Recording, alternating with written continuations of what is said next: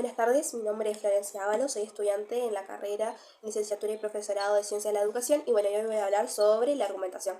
La argumentación se basa básicamente en dar las razones explícitas de nuestras afirmaciones desde nuestro punto de vista o desde nuestra tesis. Y también la argumentación busca esto de las razones, es decir, no solamente buscar el sentido de lo que estamos hablando, sino también de buscar las bases y fundamentos de por qué nosotros pensamos o actuamos de una determinada manera.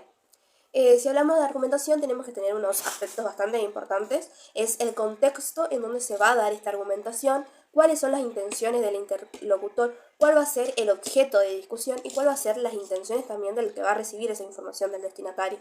Si hablamos ya de interlocutores, destinatario y contexto, también tenemos que tener en cuenta lo que es el diálogo que entra en la argumentación, que tiene dos funciones básicas que son bastante importantes, que es la fundamental, que es la capacidad de dar las razones, y crítica también, que es la capacidad o tener en cuenta también nuestros propios límites de nuestras propias razones, y que esto también dé apertura a incorporar nuevas razones, y que esto nos lleve a un camino que va a ser para llegar a la conflictividad o al consenso de el objeto de conflicto que estemos hablando.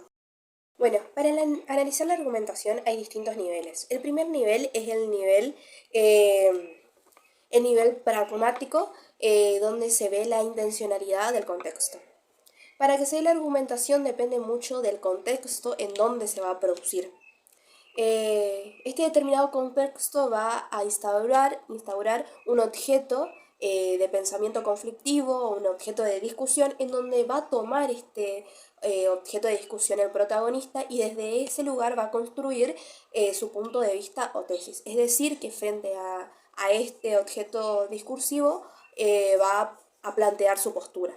El segundo nivel es el nivel global, es decir, las categorías estructurales de la argumentación. Primero tenemos la tesis, que como lo nombramos anteriormente, es el punto de vista con respecto a un determinado objeto de discusión.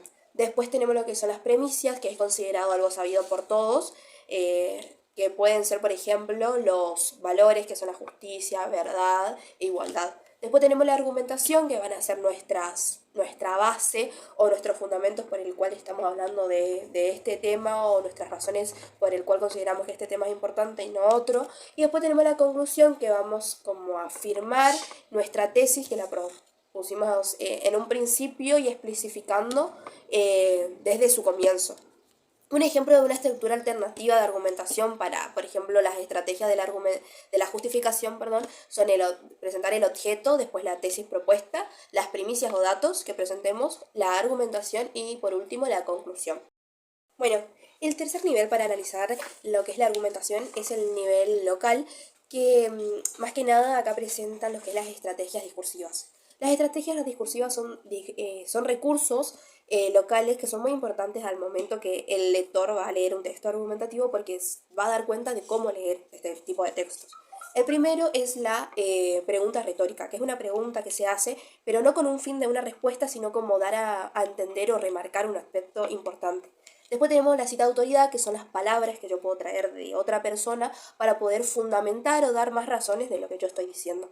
Después tenemos la causalidad, que son que pueden ser las causas de por qué sucede un hecho así y no de otra manera. Después tenemos la refutación, que son las argumentaciones o pruebas cuyo objetivo es destruir las razones del contrario. Y después tenemos la analogía, que es la relación, la semejanza o la comparación entre dos cosas distintas. Bueno, muchas gracias por su atención.